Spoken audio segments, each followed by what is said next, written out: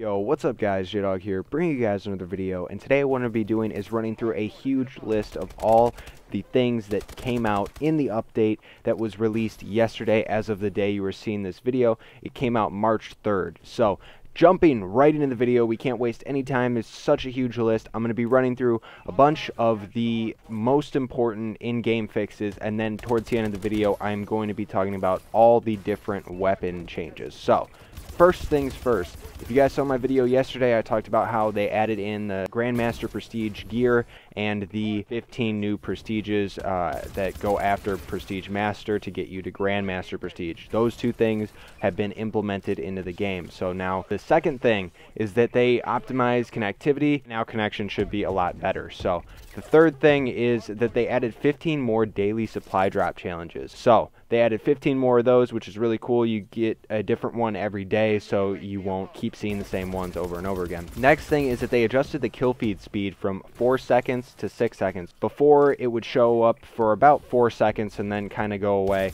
and now it is going to be up there for 6 seconds. So this is very important, especially if you play Search and Destroy. The next thing is that the sentry gun turrets now die in 1 melee hit. So if you guys have tried to kill a sentry gun in this game, you realize that it takes, I believe, 3 melees to kill, and they're almost like guaranteed to die when trying to do it. But now they die in 1 melee just like old games, so it shouldn't be as OP. The next thing is that they decreased the amount of time the player has to exit the sentry turret. So before you had to hold X for like 10 seconds to get out of it, now it's a lot faster.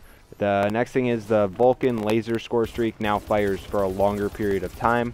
Probation time for players who do not complete a match or disconnect from ranked play matches only has been added. So before I did a video talking about how we were thinking they were going to add probation to people that leave ranked play matches / public matches. Well, they didn't do it for public matches. I don't know if that's coming or if they just decided not to, but it is in there for ranked play now. So another thing about ranked play is that they decided to properly award division points in case of a forfeited match. So if you're playing and the whole enemy team leaves, then you're going to get less points than if you won playing 4v4. It just kind of makes sense that if you win 4v1 or something because everyone on his team left, that you wouldn't get as much points because it was obviously an easier win. The next thing is that the overall look of the broadcaster mode was made a lot easier to see. The text and colors were just redone to make it look a lot cooler, and that's really good because we have COD Champs coming up in the next few weeks here, and I believe we have regionals this weekend. So final thing here is that the speed that a player moves with a heavy weapon has been increased by 5%. So before you ran at 80% speed with a heavy weapon, and now you run at 85. So it's just going to be a little bit slower. Now getting into the big things here, guys. I know I'm already feel like I've been talking forever, but let's get into the weapon balancing. So the AE4 scope was corrected. If you guys have used the AE4, it was the DLC weapon that came in DLC Pack 1, and I believe Season Pass owners got it a long time ago. The scope was weird because your bullets actually didn't fire in the center of the iron sight crosshairs, and I believe that is what they adjusted. I could be wrong, but I'm just guessing that that's what they did. The MK14 had reduced recoil. The ARX 160's magazine size was increased. The AMR9, which is the burst fire SMG, had its damage increased, and its time between bursts was also decreased, so you're going to be able to fire it a lot faster. The SN6 submachine gun had reduced recoil. The KF5, which was already a pretty decent SMG, if the ASM1 wasn't as good as it is, I could see the KF5 being viable at this given time, had its mid-damage range increase. So the KF5 may actually be a viable weapon in the coming days. The Atlas 45 had its mid-range damage increased and its max damage also increased. The PDW's damage was also increased, so we have the pistols kind of getting a little buff. The shotguns, all of them had reduced spread when using Gung Ho, which was something that was added in the previous update, so I believe they decided that was not a good idea, and it kind of made the shotguns a little overpowered, so that's good to see that it reduced the spread. The S12 has an increased fire rate and also increased damage, so that may be a better weapon. Now the EPM3 has reduced recoil, and also the Lynx had reduced recoil.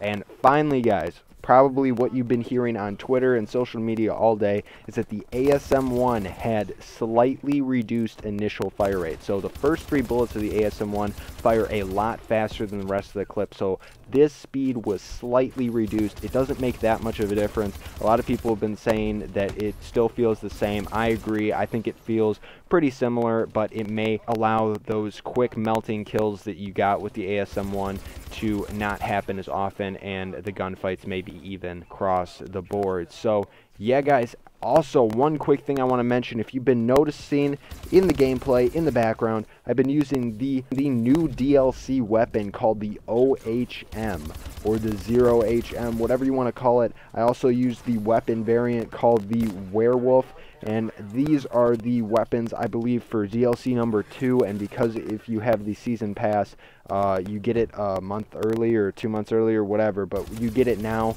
with this update, and I own the season pass, so when I got on the game, it was just there for me. I've been using it, and guys, I want to be real with you. This gun is no joke. It is very good. I haven't unlocked that many attachments. I just kind of played a few games with it and got some gameplay, but from what I've used, if you hit your shots with this gun, it melts. It doesn't matter if you're close range, long range, whatever. It has some recoil, but if you, I believe, I would like to see this weapon with some quick draw stock and foregrip. And if you can get a pretty good aim and you can manage that recoil, or that foregrip does something crazy for it, this could be the new melt machine of this game. So yeah, guys, I hope you enjoyed the video. If you did, please leave a like, subscribe for daily Advanced Warfare content, follow me on Twitter, be down in the description below. Also, a link to the full patch notes will be in the description, so click that if you want to see them. This has been J-Dog. I will see you in the next one.